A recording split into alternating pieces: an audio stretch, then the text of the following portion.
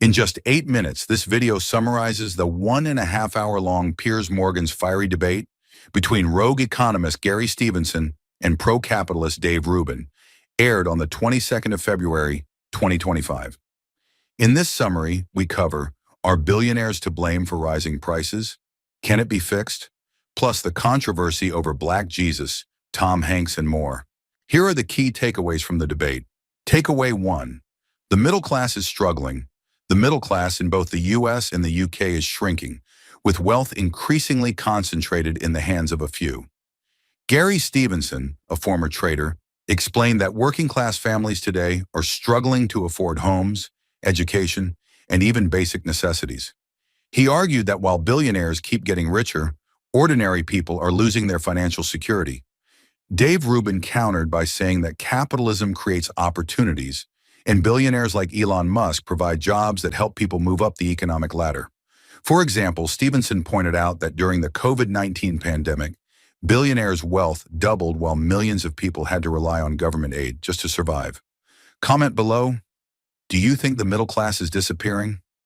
Now let's move to the next takeaway. Takeaway 2: billionaires, job creators or economic villains?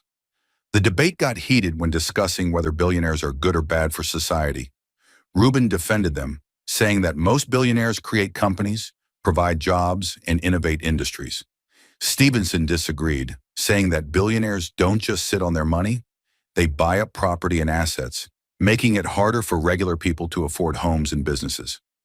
Rubin insisted that billionaires are a result of a free market, and government interference would only make things worse. For example, Rubin pointed out that most businesses employ hundreds of thousands of people, while Stevenson argued that those jobs don't pay enough for workers to own homes. Now let's move to the next takeaway. Takeaway 3. The COVID-19 wealth transfer was real. The pandemic widened the gap between the rich and the poor more than ever before. Stevenson explained that when governments printed trillions of dollars to help people, most of that money ended up in the hands of the wealthy through rising stock prices and property values. Rubin acknowledged that the COVID-19 response hurt the economy, but blamed government mismanagement rather than billionaires. For example, small businesses closed while giant corporations like Amazon and Tesla thrived because government policies favored large companies.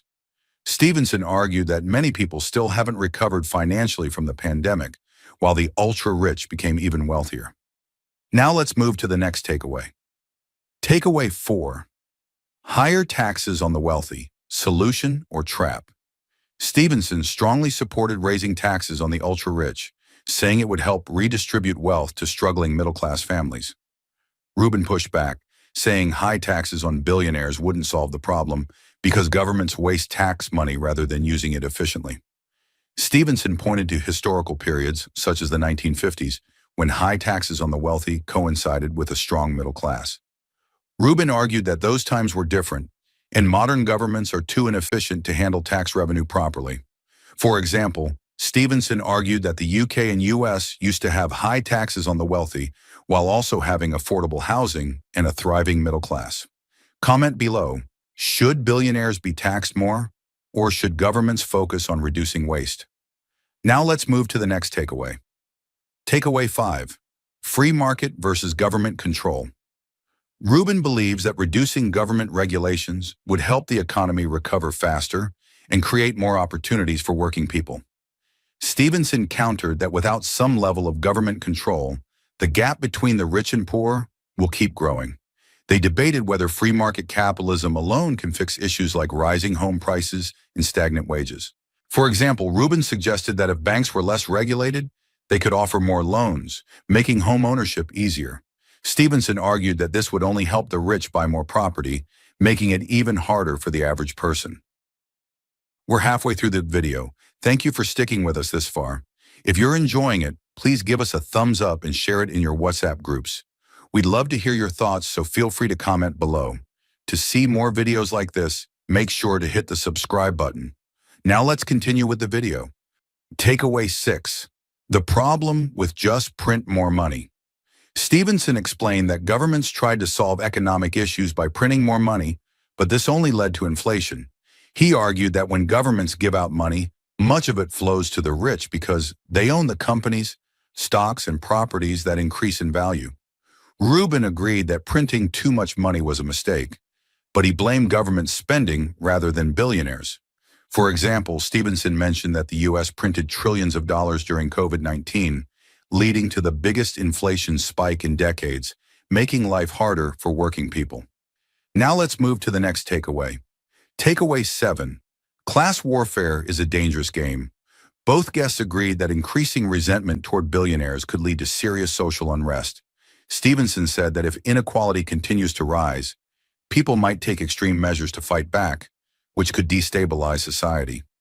Rubin argued that attacking the rich won't solve anything, and that solutions should focus on economic policies rather than blaming individuals. For example, Stevenson compared today's wealth inequality to 19th century England, where extreme poverty led to widespread social unrest. Now let's move to the next takeaway. Takeaway 8. Black Jesus and cultural controversies. The panel discussed the controversy around actress Cynthia Erivo playing Jesus in an upcoming production. Some argued that artistic interpretation allows flexibility, while others felt historical accuracy should be respected. Piers Morgan sarcastically suggested making a play called Muhammad Superstar to test whether the same artistic freedom applies to all religions. For example, critics of the casting decision pointed out that if a white actor played Nelson Mandela, there would be outrage, yet casting a black woman as Jesus is being defended. Now let's move to the next takeaway. Takeaway 9. Tom Hanks, SNL, and mocking MAGA. The podcast also touched on how mainstream media and Hollywood frequently mock conservative figures and Trump supporters. Tom Hanks appeared in a Saturday Night Live sketch that some saw as a direct attack on the MAGA movement. Some panelists laughed it off, while others felt that Hollywood is too disconnected from the concerns of regular people. For example, George Clooney and Jon Stewart have suggested a more respectful approach when dealing with Trump supporters, recognizing that ignoring them isn't a solution. Now let's move to the last takeaway. Takeaway 10. The future looks uncertain. Stevenson warned that unless governments take action, living standards for the middle class will continue to decline.